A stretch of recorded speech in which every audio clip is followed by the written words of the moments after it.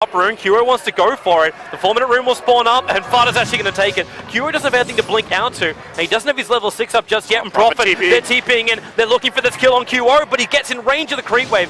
So Mind Control will rotate off the top lane, but it's actually bottom lane where the shards are blocked him in. G-Rex is so low, he'll be the first blood. MVP. And so the panel were talking about this being slow pace, and that MVP would need to farm up. And that is definitely true, but look at how aggressive they're playing still. Like, even though it's not very kill heavy. Oh, real trouble. Sunstrike. This time it will actually connect. Kuro, he can blink away to the back line. Mind Control gets a sprout up. Kuro, he can't get out with a cycling dagger. Yes, he can. He's in the tree line. Febby now being cold snapped up. The rest of Liquid focusing on the Juggernaut. There's nothing Dubik can do apart from trying to attempt to body block this out. But now he takes the damage, and Team Liquid, is it too deep? You're going underneath the tier 2 towers. Kuro slowing up G-Rex. He doesn't have Snowball. The damage from the tower is going to be too much. He fairy fires. He'll stay alive, but Kuro back in for the fight. Living Armor cannot protect him. Kuro was able to penetrate it. Now the Doom will also come in. Fada, that's not the ones you want to see die for Team Liquid fans. Mind Control sprouts up, but he's locked himself in with the Doombringer. Kuro's right behind, another Stifling Dagger. Slow him up. The tree is trying to come up to body block him, but they will not be there in time. Kuro will take the double kill, and MVP now try and keep this momentum going. They smoke up, and they're chasing the one hero they haven't killed off yet. It's Matumberman on the bottom lane with a follow-up spin. You got help coming in from G-Rex. The Snowball Protect will be there. Febby taking too much damage from the tower. They need to kill him off. The healing ward will be dropping, and Matumberman, he's low. Dubik's trying to finish the job. Kuro jumps back in, but the call down. They're going to get revenge. Kuro, he bottle is up. Can he actually find the kill? The Sunstrike, he dodges it by turning back in to attack G-Rex, and the healing ward's been up this entire time. Oh, wait a second, Febby. Pretty awkward position here. He's already used his, okay, he doesn't have a way out, he doesn't have a culling blade. He'll break free now, but Febby, down for the count. And middle lane as well. They go over on Dubu. The TP support's on the way, but this is just kill after kill, and MP, what are you going to do? He ends up committing into that Infernal Blade. A lot of dot damage onto G-Rex, and then the Stifling Dagger, but now again, MVP too deep underneath the cooldown. Kuro will find some distance, but no! You'll actually have the Wrath of Nature kick through and take out the PA, and Team Liquid getting kill after kill, and MVP's aggression slapping them back in the face, and Team Liquid, they're looking good. Interesting item choice coming up from Fada. It looks like he's building in for a Rod of Atos. Kuro, okay, they're coming over. This is the big smoke, and Kuro needs to get back out, but they stunned him up completely. And Kuro, yeah, he will go down. Matumberman took the rest of the MVP attack, but they just don't have enough to kill him off. Matumberman just kites that perfectly with the help of the rest of Team Liquid. MVP Smoke Gang fails again at 15:30.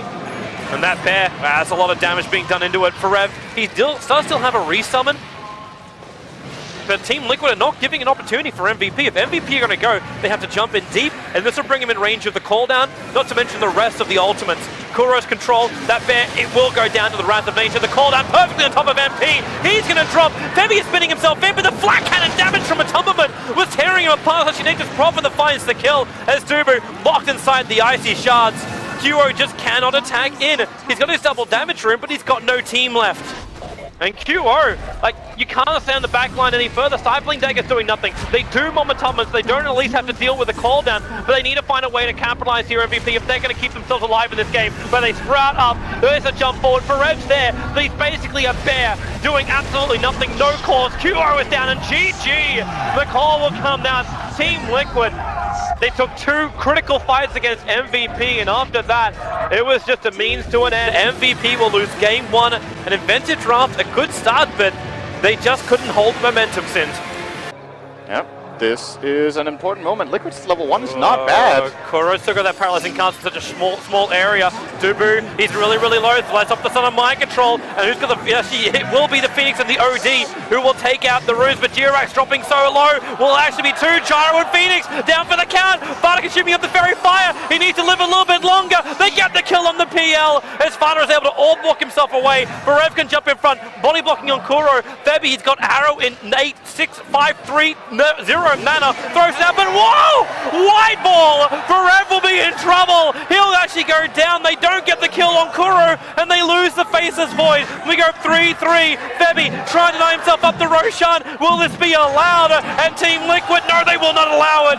Phoenix will take the kill. Crack is level 2 with that. We're 4-3, and we've only just started the laning phase. How much damage are they getting on this bottom tower? Not that much, actually. MP found G-Rex. Yeah, G-Rex he's actually going to get hit pretty soon. heavily. Well, his Icarus dive, like, what are you going to really do here? Jirax has no escape. MP's just stealing everything that makes Jirax Jirax. The paralyzing cast won't bounce. MP just needs one more attack. It's not enough.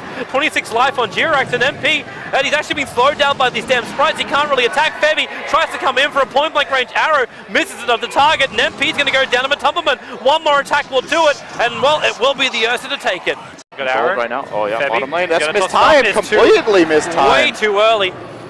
MP can still potentially try and go for this kill. He doesn't have Impetus, but he can actually throw the ulti out, which will get him the kill. There's no control from Febby. He leapt himself forward to try and soak up that Rocket Barrage, but now Fada Dream calls up on Febby, and there's nowhere to go apart from down. Meanwhile, up on the top lane, Forever's also dropping very low to Kuro, which kind of is a bit of a surprise. He has the Time Walk available. Actually going to keep going on bottom. With Kuro down here, Fada's going to Dream call himself, just orb himself away.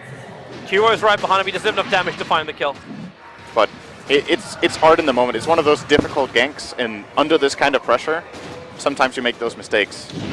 Top lane. Yep, Chrono's going to go off. TP support's coming in from the VS, so they'll have the extra stun control. Kuro was waiting for this move, but the Death Ward. Barev, he's invis. He time walks out. He'll stay alive. MP drops the ult down. Kuro in a little bit too deep. He's taking too much damage from the tower, but it again comes in Fada. He gets the silence off. Matumberman will join him as well. Barev, he'll go down. Two on the sidelines. If Matumba just goes for Roshan now, they'll have it. They're coming but up. They're not going for it. Dubu's already here. Goes to the stun over on Kuro. The arrow follow-up's going to work. So Kuro's out of this fight for now, but Dubu, he's also saved by the OD imprisonment. The call-down from Mind Control. It won't actually hit perfectly. They'll still find the kill and into a Phoenix Nova. Seems a little unnecessary. The Team Liquid, they just keep going. They don't care. You can throw away a Nova and you'll still end up winning the fight. And then he can just farm up a mid. They need that defusal. Bottom lane, MP, yep. Silenced up, imprisonment, he'll do it on himself. A double Chrono for Forev. This could be big for MVP. They will find one. Fada actually gets hit by the arrow because Kuro ended up dying. They get the double stuns, but Team Liquid have already grabbed Roshan.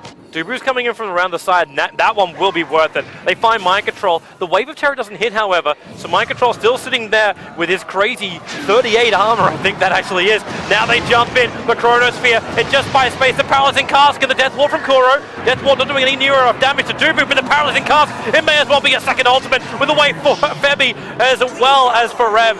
Could not escape from it. He's another 300 gold away from completing up his BKB, so it looks like MVP, they're going to accept the casualty. It's the bottom racks. The TPs are coming back in now, and you still have no Chronosphere. 25 seconds on the clock for it, and Forev has to time walk himself away. Decent amount of damage being done early on, and Odie's also managed to steal some nice intelligence to go for the arrow, but Matumberman, it's only the Aegis Immortal. The intel will remain stolen. There's 15 points currently in the favor of MP. And Matumberman comes back up again, triggers his BKB. They go for the call down. It won't hit any targets, and Fada, the Dream Call, they'll catch out 3 with the Phoenix Egg down. They can't kill it off. Febby's trying one more attack. They can't do it. The egg will expand. You'll have the Fiver coming out from the void. This time Chrono is up. MP drops the only. A big Chronosphere. MP outside of it. Team Liquid, they got the racks, but at what cost? Mind Control will die as well. A triple kill for MP. Kuro's there on the front lines. Matumberman will fall as well. Team Liquid get wiped. They took the melee racks. Matumberman makes his charge in again. Like, Liquid is still committed, and then there's your initiation. Dubu for the save swap. Dubu, he's still alive, but now as Forev jumps himself forward, doesn't really see a Chrono target. Dubu, he will still burn out to the Phoenix.